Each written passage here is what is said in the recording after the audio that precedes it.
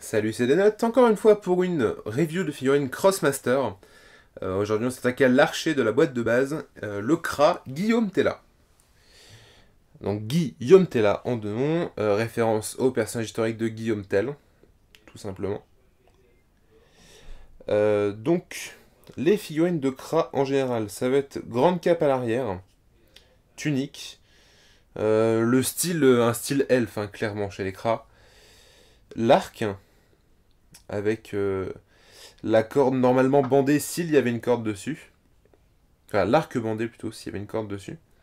Et c'est un peu les arcs d'invocation, donc on ne dira rien à ce sujet. Et puis cette coupe de cheveux avec l'espèce de queue de cheval à l'arrière. Ce qui va changer chez les Kra, ça va être l'arc. L'arc va être différent en fonction des figurines. Hop, donc maintenant sur cette figurine-là en elle-même, une figurine bien réussie niveau peinture, avec donc différents motifs, vous voyez, sur l'espèce de jupette en cuir. Au niveau de la ceinture, au niveau de l'arc, vous avez plein de parties peintes en jaune qui rendent vraiment bien. Pas de débordement, c'est bien peint vraiment. Pas de grosses traces de moulage, même pas de traces de moulage. Niveau peinture, c'est une figurine qui est vraiment réussie, avec pas mal de petits détails. Pareil, vous remarquez la flèche avec la pointe ainsi que les plumes peintes en doré. Donc pas en un seul morceau, pas en une seule couleur. Au niveau de la coupe de cheveux, on vous remarque hein, la coupure du moulage, mais elle est au niveau de la mèche. Donc ça choque pas, c'est bien camouflé.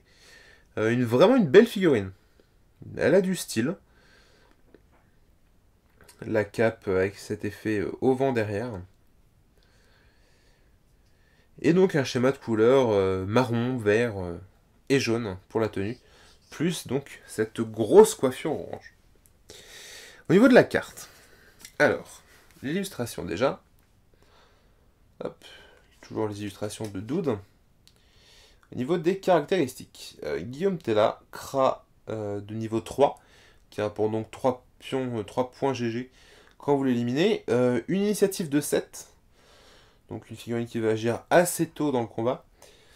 3 PM, 6 PV, 6 PA, c'est du classique, même si en PV 6, ça peut partir très très vite.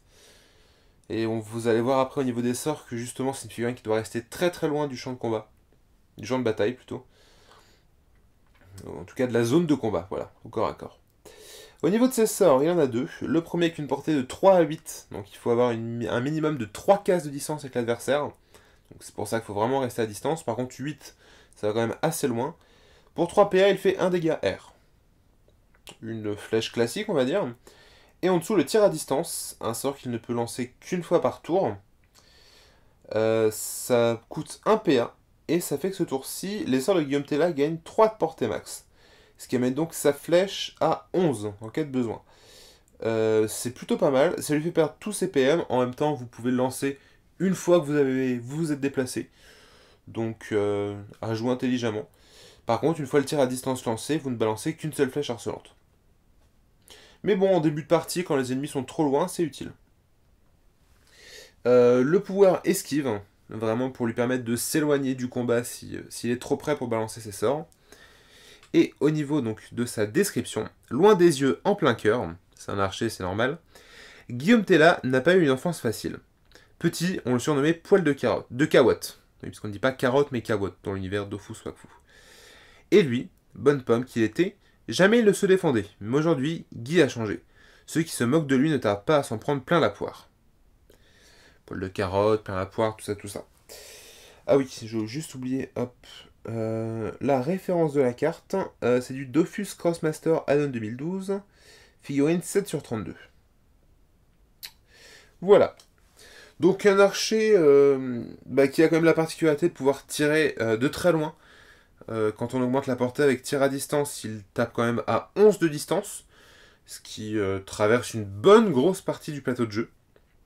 Après voilà, c'est une figurine qui doit vraiment rester loin de la zone de combat, parce que 6 PV ça part très vite, et parce que son sort, si les figurines sont trop près, à moins de 3 cases, c'est mort quoi.